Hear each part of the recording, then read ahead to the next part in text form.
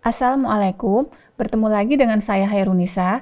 Pada video kali ini, kita akan mempelajari sistem koordinat Kartesian.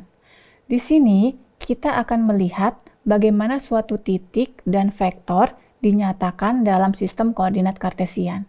Selamat menyaksikan. Pertama kali kita akan melihat bagaimana menyatakan titik pada sistem koordinat Kartesian. Jika kita memiliki titik, kita katakan sebagai titik P, yang notasinya adalah P buka kurung X, Y, Z tutup kurung. Misalkan kita tempatkan pada sistem koordinat Kartesian titik P seperti pada gambar, di mana posisi X, posisi Y, dan posisi Z adalah ke atas. Tadi dikatakan bahwa sebuah titik merupakan perpotongan tiga buah bidang yang saling tegak lurus, maka titik P ini pada sistem koordinat Kartesian merupakan perpotongan bidang X konstan, bidang Y konstan, dan bidang Z konstan.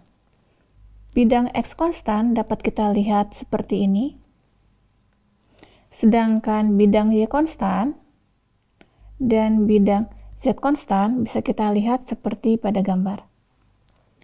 Jadi, sebuah titik itu adalah perpotongan tiga buah bidang seperti yang kita lihat pada gambar berikut.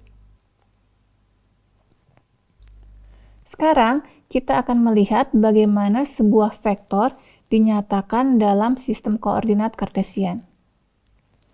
Misalkan kita memiliki vektor P yang dinyatakan dengan PXAX ditambah PYAY ditambah PZAZ, di mana AX merupakan vektor satuan yang normal terhadap bidang X konstan, AY merupakan vektor satuan yang normal terhadap bidang Y konstan, sedangkan AZ merupakan vektor satuan yang normal terhadap bidang Z konstan. Vektor satuan itu sendiri adalah vektor dengan magnitud 1 dan arahnya tegak lurus terhadap bidang koordinat konstan. Nah, sekarang sebelum kita melihat arah AX, AY, dan AZ, kita harus memperhatikan terlebih dahulu cara penulisan vektor.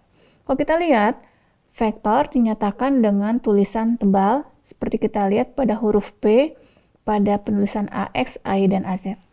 Dan untuk memudahkan, ternyata selain ditulis dengan huruf tebal, notasi vektor juga bisa dinyatakan dengan penulisan seperti menggunakan tanda panah di atas vektor. Nah, sekarang kita akan lihat bagaimana arah dari vektor AX. Kita lihat di gambar, ini adalah bidang yang berwarna hijau adalah bidang X konstan, maka arah dari vektor AX seperti kita lihat pada gambar yaitu seperti berikut.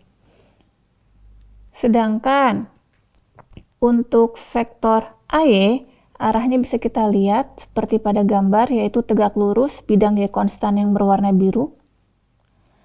Sedangkan arah untuk vektor AZ adalah tegak lurus bidang Z konstan yang berwarna merah, yaitu ke arah atas.